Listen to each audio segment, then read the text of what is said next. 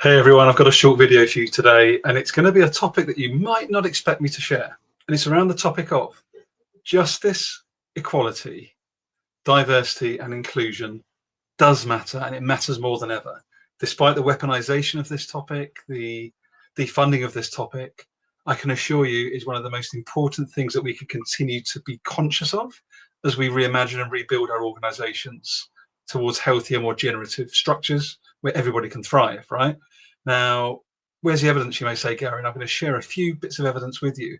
But I just want you to hold on to that thought that the politically in different parts of the world, certain people and structures are trying to completely erase communities, completely erase different cultures and thought processes. And what I'm here to say today is resist. Resist going with everybody else and look at the data. And I'm going to show you three quick bits of data as to why I really believe that justice, equality, diversity, and inclusion are still critical for not only societal fabric, but for business success as well. So let me just share with you, there's two of these. Well, one's from two reference McKinsey, who aren't my best friends, but bear with me. And another one is from HBR. So the first one of these is from McKinsey, and they talk about why diversity matters.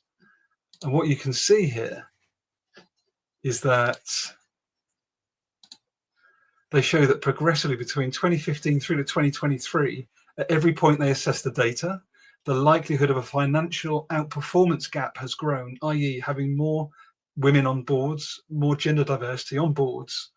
They have seen that you would get better performance. Found top quartile companies had a 15% greater likelihood of financial outperformance. And that, as of 2023, was up to 39%.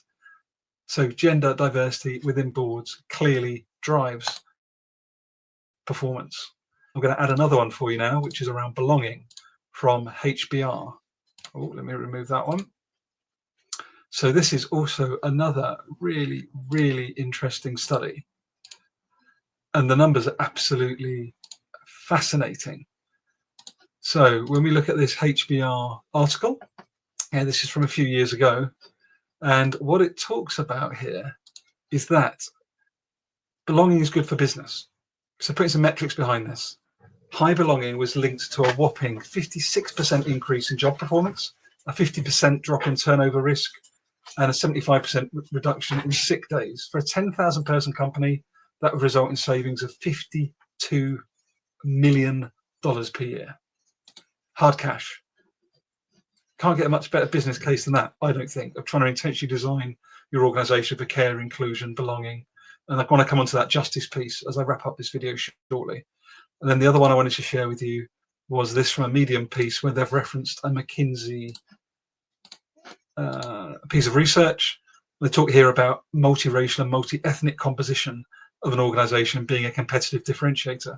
And it showed here, it's highlighted in the McKinsey study that there is 35% more probability in top quartile performance for racially and ethnically diverse entities when it comes to financial returns compared with median industry performance. The data is out there.